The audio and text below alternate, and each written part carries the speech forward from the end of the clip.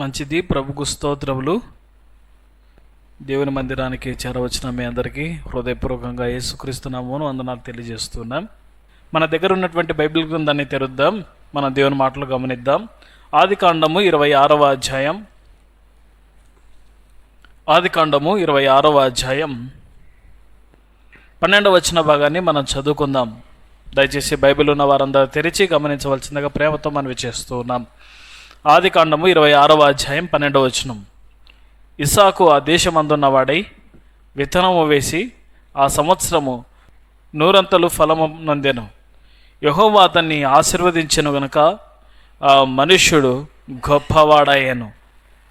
అతడు మిక్కిలి గొప్పవాడగు వరకు క్రమక్రమముగా అభివృద్ధి పొందుచు వచ్చాను. అతనికి గొర్రెల ఆస్తియు గొడ్ల ఆస్తియు దాసులు గొప్ప సమూహమును కలిగి ఉన్నందున ఫిలిష్తీయులు అతని యందు అసూయపడిరి. అతని తండ్రి అయిన అబ్రహాము దినములలో అతని తండ్రి దాసులు త్రవ్విన బావులన్నిటినీ ఫిలిష్తీయులు మన్ను పోసి పూడ్చివేసిరి. గమనిస్తున్నారా? ఈ వచనాల్లో మనకు ఒక వ్యక్తి కనబడుతున్నారు. ఎవరు అంటే ఇస్సాకు. ఇస్సాకు మరి విత్తనం వేసినప్పుడు 100 ఆశీర్వాదాన్ని ఫలాన్ని పొందగలిగాడు. మరి దేవుడు కూడా అతన్ని ఆశీర్వదించి గొప్ప చేశాడు. 13వ వచనంలో రాయబడింది, అతడు మిక్కిలి గొప్పవాడగు వరకు క్రమక్రమముగా అభివృద్ధి పొందుచు వచ్చినాడు. అయితే ఈ విషయాన్ని చూసినటువంటి కొంతమంది వ్యక్తులు ఏం చేశారు? ఇస్సాకు మీద ఏం చేశారు? అసూయపడినారు. దేవుడు ఆశీర్వదిస్తే మనం సంతోషించాలా, ఎవరైనా కానీ, అంతే కదయ్యా. ఒకరికి ఇచ్చినారు మనకి ఇవ్వలేదు అని చెప్పేసి మనం ఎందుకు అసూయపడాలా? ఇంకా సంతోషించాలా, ఎందుకంటే ఇంకా ఎప్పుడొకసారి మనకు సహాయపడతాడని చెప్పేసి, అంతే కదా. అంతేగాని ఒకరు బాగుపడుతుంటే చూసి మనం అసూయపడకూడదు. ఇస్సాకైతే అభివృద్ధి పొందుతూ ఉంటే, ఇస్సాకైతే ఆశీర్వదించబడతా ఉంటే ఫిలిష్తీయులు ఏం చేస్తున్నారు? అసూయపడి తన తండ్రి అబ్రాహాముతో వించినటువంటి బావులన్నీ ఏం చేసినారంట? అసూయపడి ఊరుకొండలే బూడ్చి వేసినారంట. ఇంకా మనం ఇక్కడే గమనించుకుంటూ వస్తే 26వ అధ్యాయము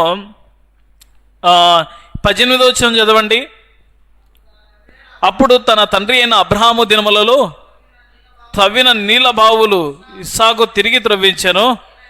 ఏలైనగా అబ్రహాము మృతి పొందిన తర్వాత ఫిలిష్తీయులు వాటిని పూడ్చివేసిరి. ఇప్పుడు 20వ వచనం చదవండి. అప్పుడు గెరారు కాపర్లు ఇస్సాకు కాపర్లతో జగడమాడి ఈ నీరు మాదే అని చెప్పిరి కనుక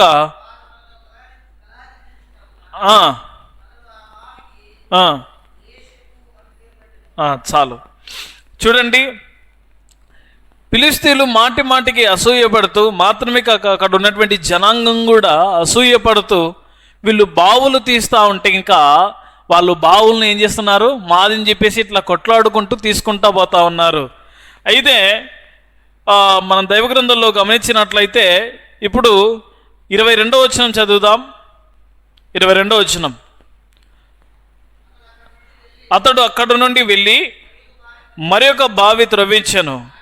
దాని విషయమే వారు జగడమాడలేదు గనుక అతడు, ఇప్పుడు యెహోవా మనకు ఎడమ కలగజేసి ఉన్నాడు గనుక ఈ దేశమందు అభివృద్ధి పొందుదామనుకొని దానికి రహేబోతు అను పేరు పెట్టాను. ఇప్పుడు ఒక మాట మనం గమనిద్దాం. 28వ వచనం చదవండి. 26వ అధ్యాయం 28వ వచనం. వారు నిశ్చయముగా యెహోవా నీకు తోడయుండుట చూచితిమి గనుక మనకు, అనగా మాకును నీకును మధ్య ఒక ప్రమాణం ఉండవలనని. చాలు. గమనిస్తున్నారా? మనం దైవ గ్రంథంలో గమనించుకుంటూ పోతే దేవుడు ఇస్సాకును ఆశీర్వదించుకుంటూ వచ్చినాడు. ఆశీర్వదించుకుంటూ వచ్చడాన్ని బట్టి చాలామంది అసూయపడినారు ఇస్సాకు మీద అసూయపడి కొన్ని బావులను పూడ్చివేసినారు, కొన్ని బావులు మావి అని చెప్పేసి స్వాధీనం చేసుకున్నారు. ఇలాగ చేసుకుంటూ పోతా ఉంటే ఇంకా ఇస్సాకు వారి మీద జగడమాడలేదు, కానీ అలాగా ముందుకు వెళ్ళిపోతా ఉన్నాడు. ముందుకు వెళ్ళిపోతూ ఒకానొక స్థలంలో మరి ఆయన మరి బ్రావులను త్రవ్వించారు. అక్కడ ఎవ్వరూ కూడా ఆటంకము చేయలేదు. ఇంతటితో దేవుడు ఈ జగడాన్ని మాకు ఎడము చేశాడని చెప్పేసి దేవుని స్తుతించాడు. ఈ విషయాన్ని బట్టి శత్రువులు కదా ఒకసారి మనం గమనించుదాము. 26వ వచనం చదవండి. 26వ అధ్యాయం 26వ వచనం. అంతటా అబీమెలెకును అతని స్నేహితులైన అహూజెతును అతని సేనాధిపతి అయిన ఫికోయేలును గెరాను నుండి అతని యుద్ధకు వచ్చిరి. ఇస్సాకు, మీరు నా మీద పగబట్టి మీ యుద్ధ నుండి నన్ను పంపివేసిన తర్వాత ఎందు నిమిత్తము నా యుద్ధకు వచ్చిరని వారిని అడుగగా. గమనిస్తున్నారా? మాటి మాటికి వెళ్తా ఉంటే ఇంకా ఇలాగ వీళ్ళంతా పగబట్టిన వాళ్ళే, ఇంట్లాగా ఇస్సాకు మీద విరోధం చూపిన వారే. అయితే దేవుడు ఆశీర్వదిస్తున్నాడు ఇస్సాకును అన్న విషయం తెలుసుకొని వాళ్ళు ఏం చేసినారంటే ఇస్సాకు దగ్గరికి వచ్చి ఇస్సాకుతో సమాధాన పడినారు, సంధి పొందినారు. అయితే క్రమక్రమంగా అభివృద్ధి పొందడాన్ని బట్టి వీరైతే ఇంకా మొదట్లో మనం చూస్తున్నాం అసూయపడినారు కదా. చాలామంది ఇలాగ అసూయపడేవారుగా ఉంటున్నారు. కొంతమంది మనం దైవ గ్రంథంలో జ్ఞాపకం చేసుకుందాం. ఆదికాండము 30వ అధ్యాయంలోనికి రండి. ఆదికాండము 30వ అధ్యాయం మొదటి వచనం చదవండి. ఆదికాండము 30వ అధ్యాయం మొదటి వచనం. రాహేలు తాను యాకోబుకు పిల్లలు కనుక పోవుట చూచి తన అక్క యందు అసూయపడి యాకోబుతో, నాకు గర్భఫలము నిమ్ము, లేని ఎడల నేను చచ్చెదనెను. గమనిస్తున్నారా? యాకోబుతో తన భార్య చెప్తా ఉంది రాహేలు. ఎందుకు ఏమని చెబుతుందంటే, నాకు పిల్లల్ని లేకపోతే ఇంకా నేను చచ్చిపోతా అంటాంది. ఎందుకు అంటే పై వచనాల్లో మనం గమనించినట్లయితే దేవుడు లేయాను జ్ఞాపకం చేసుకొని లేయాకు గర్భఫలం ఇచ్చాడు. అయితే ఈ విషయాన్ని చూచినటువంటి రాహేలు తన అక్క మీదనే అసూయపడిందంట. ఎవరి మీద అసూయపడిందయ్యా? ఇందాక ఇస్సాకు అభివృద్ధి పొందుతూ ఉంటే ఇంకా ఫిలిష్తీయులు ఏం చేసినారు? ఇస్సాకు మీద అసూయపడ్డారు. ఇక్కడ ఎవరు అసూయపడుతున్నారు?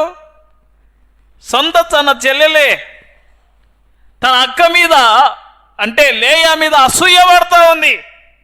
దేవుడు ఆమెకు గర్భఫలం ఇచ్చాడు, నాకు ఇయ్యలేదే, నేను ఇస్తేనే బతుకుతా, లేదంటే నేను చచ్చిపోతా అని చెప్పేసి తన అక్క మీదనే అసూయను చూపిస్తున్నట్లు దైవ గ్రంథంలో చూస్తూ ఉన్నాం. ఇంకా మన దైవ గ్రంథంలో చూద్దాము. ఆదికాండము 37వ అధ్యాయం. ఆదికాండము 37వ అధ్యాయం 11వ వచనాన్ని మనం చదువుకుందాం. ఆదికాండము 37వ అధ్యాయం 11వ వచనం. అతని సహోదరులు అతని యందు అసూయపడిరి, అయితే అతని తండ్రి ఆ మాట జ్ఞాపకం ఉంచుకొనెను. గమనిస్తున్నారా? ఎవరు అంటే ఇంకా పై వచనాల్లో రాయబడింది యాకోబు. యాకోబు యొక్క కుమారుడు ఎవరు? ఏసేపు. ఈ ఏసేపు మరి తన అన్నలతో పాటు గొర్రెలు కాసేవాడు. తన అన్న వారు చేసినటువంటి తప్పులను, చెడు సమాచారాన్ని తన తండ్రికి చెప్పేవాడు. తండ్రి చిన్న కుమారుడు ఈ ఏసేపు కాబట్టి ప్రేమించి ఒక నిలువుటంగిని కుట్టించి ఇస్తే అప్పటి నుండి ఏసేపు మీద పగబడుతున్నారు. మాత్రమే కాక పై వచనాల్లో ఇంకా చాలా సంఘటనలు వ్రాయబడ్డాయి. అయితే ఆ విషయాలన్నీ చెప్పుకుంటూ వస్తున్నప్పుడు తన సహోదరులే ఎవరు? తన సొంత అన్నదమ్ములే తమ్ముని మీద ఏం చూపిస్తున్నారు? అదే తన సొంత అన్నదమ్ములే ప్రియులారా, తన సొంత అన్నదమ్ములే తమ్ముడి మీద అసూయ చూపిస్తున్నారు ప్రియులారా. అయితే మనం దైవ గ్రంథంలో ఇలాగా చదువుకుంటూ పోతే ఇంకా చాలా మాటలు రాయబడ్డాయి. ఇంకా కీర్తనల గ్రంథంలోనికి వద్దాం. కీర్తనల గ్రంథం 106వ అధ్యాయం. కీర్తనల గ్రంథం 106వ అధ్యాయం చదువుకుందాం 16వ వచనం. వారు తమ దండుపాలెములు మోషే యందును యెహోవాకు ప్రతిష్ఠుడైన అహరోను యందును అసూయపడిరి. ఎవరు వీళ్ళు అసూయపడిన వారు? ఇశ్రాయేలు ప్రజలు. గమనిస్తున్నారా? ఇస్సాకు అభివృద్ధి పొందుతా ఉంటే ఫిలిష్తీయులు అసూయపడ్డారు. అక్కకు సంతానం ఉంది, తనకు సంతానం లేదని చెప్పేసి మరి అక్క మీద అసూయపడింది ఈమె రాహేలు. మాత్రమే కాదు, మరి యాకోబు కొడుకు యోసేపు ఉన్నత స్థానంలో ఉంటామని చెప్పేసి తనకు వచ్చిన కలను తన సహోదరులతో చెప్తే, తండ్రితో చెప్తే అన్నదమ్ములే మరి యోసేపు మీద అసూయపడ్డారు. మాత్రమే కాక మన దైవ గ్రంథంలో జ్ఞాపకం చేసుకుంటూ చదువుకుంటూ వస్తున్నాం. ఇశ్రాయేలు ప్రజలను బహుభారముతో మరి ప్రియులారా మోసే, అహరోను, మిరియాము వీళ్ళలా నడిపించుకుంటూ వస్తున్నారు దేవుని యొక్క ఆదేశాల మేరకు. అయితే వీళ్ళు ఏం చేస్తున్నారు? వీరి మీద కూడా ఏం చూపిస్తున్నారు? చక్కగా నడిపిస్తున్నారులే, మనకేముంది, మనం ముందు ఉండి అన్నీ ఎదుర్కోవట్లేదు కదా, వాళ్ళు చూసుకుంటారులే చెప్పేసి అనుకోకోకుండా ఇక్కడ మనం చూస్తున్నాము. మోసే యందును యెహోవాకు ప్రతిష్ఠుడైన అహరోను యందును ఏం చూపించారు? అసూయం చూపించారు. ఇంకొక సంఘటన మనం జ్ఞాపకం చేసుకుందాం. మత్తయి రాసిన సువార్త 27వ అధ్యాయం. మత్తయి రాసిన సువార్త 27వ అధ్యాయం. మత్తయి రాసిన సువార్త 27వ అధ్యాయం 17వ వచనం నుండి మనం చదువుకుందాం. కాబట్టి కూడి వచ్చినప్పుడు పిలాతు, నేనెవరి విడుదల చేయవలనని మీరు కోరుకొంచున్నారు?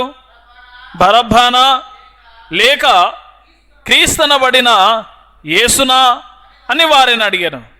ఏలయనగా వారు అసూయ చేత ఆయనను అప్పగించిరని అతడు ఎరిగి ఉండెను. గమనిస్తున్నారా? ఇంతవరకు మనం దైవ గ్రంథంలో జ్ఞాపకం చేసుకుంటూ వచ్చినాం. మనుషుల మీద అసూయపడ్డారు. అయితే చివరిగా మనం దైవ గ్రంథంలో జ్ఞాపకం చేసుకుంటున్నాం కదా, చాలామంది యేసు ప్రభు మీద కూడా ఏం చూపించారు? అసూయ చూపించారు. యేసు ప్రభు మేలు చేయలేదా? యేసు ప్రభు కదా ఆశీర్వదించలేదా? యేసు ప్రభు అనేకులను దీవించలేదా? కుంటివారిని తన దగ్గరికి తీసుకొచ్చే నడవగలిగేటట్టు చేసినాడు. మూగవారిని తన దగ్గరికి తీసుకొచ్చే మాట్లాడగలిగేటట్టు చేసినాడు కదా. అనేక రోగముల చేత పీడిపబడుతున్నటువంటి వారికి విడుదల కలగజేశాడు. దయ్యములు పట్టిన వారిని ఆయన మాట చేత గద్దించి వారిని బాగు చేశాడు. మంచంతో పడినటువంటి వారిని నీ పరిపెత్తుకొని పొమ్మని చెప్పాడు. చచ్చిపోయిన వారిని అనేకుల్ని మాట చేత ఆయన బ్రతికించారు. ఆయన చేసినటువంటి మేలులు, అద్భుతాలు అనేకులు చూచి కూడా యేసు ప్రభు మీద ఏం చూపించారు? అసూయ చూపించారండి. ఇదే మాటలు మార్కు రాసిన సువార్తలు కూడా రాయబడ్డాయి. ఒకసారి మనం గమనిద్దాం. మార్కు రాసిన సువార్త 15వ అధ్యాయం 8, 9, 10 వచనాలను మనం చదువుకుందాం. జనులు గుంపుగా కూడి వచ్చి అతడు అది వరకు తమకు చేయిచూ వచ్చిన ప్రకారం చేయవలనని అడగగా ప్రధాన యాజకులు అసూయ చేత యేసును అప్పగించిరని పిలాతు తెలుసుకొని, నేను యూదుల రాజును మీకు విడుదల చేయగోరుచున్నారా అని అడిగాను. అతడు బరబ్బాను తమకు విడుదల చేయవలనని జనులు అడుగునట్లు ప్రధాన యాజకులు వారిని ప్రేరేపించిరి. గమనిస్తున్నారా? ప్రధాన యాజకులు అనబడిన వారు కూడా మరి బరబ్బాను అంటే బందిపోటు దొంగను, ఒక నరహంతకుణ్ణి విడుదల చేయాలని కోరుకున్నారు. కానీ యేసు ప్రభువును విడుదల చేయాలని కోరుకోలేదు. పైగా యేసు ప్రభు మీద ఏం చూపించారు? అసూయ చూపించారు. ప్రియులారా, అసూయ చూపించారు. చాలామంది కూడా ఈనాడు మేలు చేసే వారి పట్ల కృతజ్ఞత చూపించడం లేదు, కానీ ఏం చూపుతున్నారు? పైగా అసూయ చూపుతూ ఉన్నారు. మరి ఆలోచన చేయండి, గమనించండి. అసూయ చూపడం మంచిదేనా? ఒకసారి దైవ గ్రంథంలో మనం చూద్దాము. యోబు గ్రంథం 5వ అధ్యాయం 2వ వచనం. యోబు గ్రంథం 5వ అధ్యాయం 2వ వచన భాగాన్ని మనం చదువుకుందాం. దౌర్భాగ్యుల గురించి, ఏడ్చుట వలన మూఢులను నశించెదరు, బుద్ధి లేని వారు అసూయ వలన చచెదరు. గమనిస్తున్నారా? అసూయ మంచిదేనా ప్రియులారా? మంచిదేనా?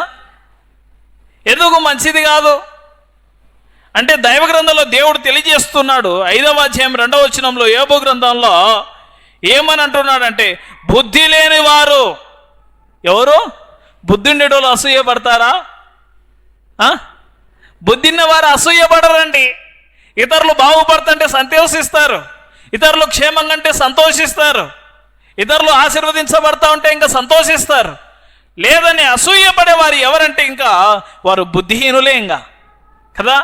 ఈ బుద్ధిహీనులైనటువంటి వారు అసూయ చేత ఏమైపోతారు?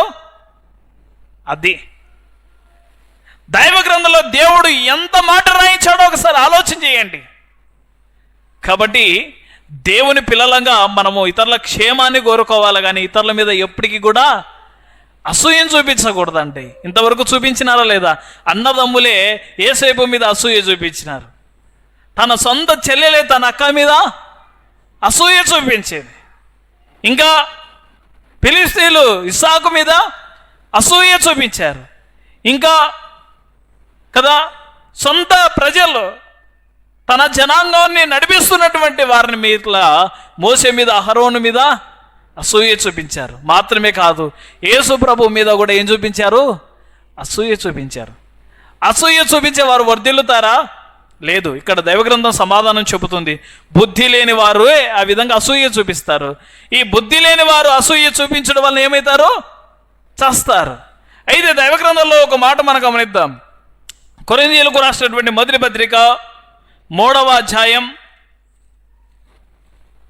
కొరింథీయులకు రాసినటువంటి మొదటి పత్రిక 3వ అధ్యాయం 3వ వచనాన్ని మనం గమనిద్దాం.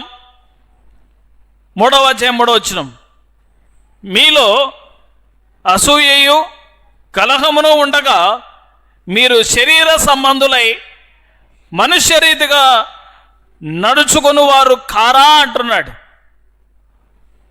కదా. పౌలు కొరింథీ సంఘంతో చెబుతూ ఈ మాట చెబుతున్నాడు.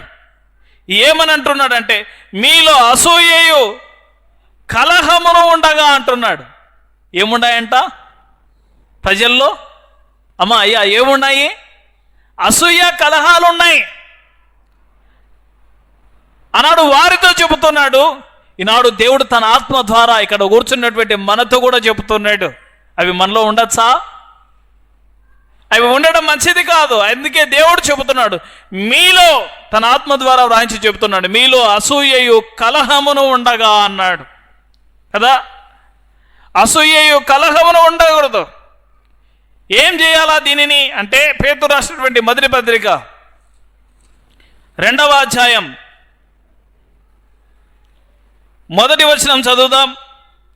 పేతురు రాసినటువంటి మొదటి పత్రిక 2వ అధ్యాయం 1వ వచనం, ప్రభు దయాళుడని మీరు రుచి చూచి ఉన్న ఎడల సమస్తమైన దుష్టత్వమును, సమస్తమైన కపటమును, వేషధారను, అసూయను, సమస్త దోషను మాటలను మాని క్రొత్తగా జన్మించిన శిశువులను పోలిన వారై నిర్మలమైన వాక్యమును పాలన వలన రక్షణ విషయములో ఎదుగు నిమిత్తమై ఆ పాలను ఆపేక్షించుడి అన్నాడు. మనలో కొంతమందిలో అసూయ అనేది కనబడతా ఉంది. కాబట్టి ఆ అసూయని ఏమంటున్నాడు? పేతురు రాసినటువంటి మొదటి పత్రికలో రాయించి తెలియజేశాడు దేవుడు తన ఆత్మ ద్వారా. 2వ అధ్యాయం మొదటి 2-3 వచనాల్లో రాయబడింది. అసూయను ఏం చేయాలయ్యా? అమ్మా అయ్యా ఏం చేయాలా? చెప్పుకోకుండా అంటారు అంటే మనలో లేదనే. అప్పుడప్పుడు వచ్చంటుంది, అది వచ్చంటదే రాదా? శరీరంలో ఉన్నాం కాబట్టి కదా, వచ్చి అంటచ్చు. అయితే ఆ అసూయను ఏం చేయాలంట అమ్మాయ్యా? మానివేయాల. అసూయను మానివేయాల ప్రియులారా. అసూయను మానివేసేవారుగా ఉండాల. ఇంకా సమయం అవుతుంది కాబట్టి నేను ఒక మాట జ్ఞాపకం చేసి కొడుకుని ముగింపు చేస్తాను. గలతీయులకు రాసినటువంటి పత్రికలోనికి వద్దాం. గలతీయులకు రాసినటువంటి పత్రిక 5వ అధ్యాయం 19వ వచనం నుండి మనం చదువుకుందాం. గలతీయులకు రాసినటువంటి పత్రిక 5వ అధ్యాయం 19వ వచనం నుండి మనం చదువుకుందాం. శరీర కార్యములు స్పష్టమైనవి, అవేవనగా జారత్వము, అపవిత్రత, కాముకత్వము, విగ్రహారాధన, అభిచారము, ద్వేషములు, కలహము, మత్సరములు, క్రోధములు, కక్షలు, భేదములు, విమతములు, అసూయలు, మత్తతలు, అలరితో కూడిన ఆటపాటలు మొదలైనవి. వీటన్నిటిని గురించి నేను మునుపు చెప్పిన ప్రకారము ఇట్టి వాటిని చేయువారు దేవుని రాజ్యమును స్వతంత్రించుకొనురని మీతో స్పష్టముగా చెప్పుచున్నాను. గమనిస్తున్నారా అయ్యా అమ్మ? గమనిస్తున్నారా? 21వ వచనం ఆ లైన్లోనే రాయబడింది. భేదములు, విమతములు, అసూయలు అన్నాడు. అసూయతో ఉన్నటువంటి వారు ఏమిటిని స్వతంత్రించుకున్నారంట? అమ్మా చెప్పండి, ఇప్పుడు చెప్పండి. అసూయ ఉండేవారు దేవుని రాజ్యాన్ని స్వతంత్రించుకుంటారా? లేదు. కాబట్టి అర్థం చేసుకోండి, దేవుని పిల్లలమో ఈ పాఠం కూడా మనకు అవసరం కదా. అన్ని విషయాల్లో మనం జ్ఞాపకం చేసుకుంటాం, అన్ని కోణాల్లో మనము చదువుకుంటూ ఉంటాం. ఈ కోణంలో కూడా జ్ఞాపకం చేసుకుందాం కదా. ఈ అసూయ అనేది కూడా ఉంటే ఏమవుతామంటే ఇంకా దేవుని రాజ్యాన్ని స్వతంత్రించుకోలేకపోతాం. నా తండ్రి చేత ఆశీర్వదించబడిన వారా రండి కదా, మీ కొరకు సిద్ధపరిచిన రాజ్యమును దేవుడు స్వతంత్రించుకోమని చెప్పాడు. అసూయతో ఉన్నటువంటి వారిని స్వతంత్రించుకోమన్నాడా? అసూయతో ఉన్నటువంటి వారిని అంటున్నాడు, మీరు దేవుని రాజ్యమును స్వతంత్రించుకోరు, పైగా చస్తారు. కాబట్టి ఆలోచన చేయండి. దేవుడు తన ఆత్మ ద్వారా ఈనాడు సంఘంలో కూర్చున్నటువంటి మనతో మాట్లాడుతూ ఉన్నాడు. మనలో ఇట్టి విధమైనటువంటిది ఉంటే దాన్ని దూరం చేసుకుందాం. దేవుడే చెప్పినాడు కదా, మీలో ఆ అసూయను మానివేసి అన్నాడు. కాబట్టి ఆ విధంగా మానివేసి మనం దేవుని వలన ఆ ఆశీర్వాదం మేలులు పొందుతూ మనం ముందుకు కొనసాగుదాం. దేవుడు తన మాటలు మన కొరకై దీవించును గాక. ప్రార్థన చేసుకొని చదివి వెళ్దాము. ప్రేమ నమ్మకము కలిగిన మా ప్రియ పరలోకపు తండ్రి, దయగలిగిన మా ప్రభు స్తోత్రాలు. ఈ సమయంలో మమ్మల్ని ప్రేమించి మరి మీరు మాట్లాడిన మాటలు బట్టి స్తోత్రములు. ఈ మాటలు మా హృదయాలలో మధుర వేసి ఫలింపచేయండి. ఈ సమయంలో మీ సన్నిధిలో ప్రార్థించి మా గృహాలకు చెదిరి వెళ్తుండగా నీ మెండైన దీవెలతో పంపమని మా ప్రభువును మా సొంత రక్షకుడైన యేసయ్య పరిశుద్ధ తండ్రి నామమున ప్రార్థించి అడిగి వేడుకొంచున్నాము తండ్రి. ఆమేన్. ఇంతటితో కొడుకు ముగించబడింది. అందరికి వందనాలు ప్రియులారా.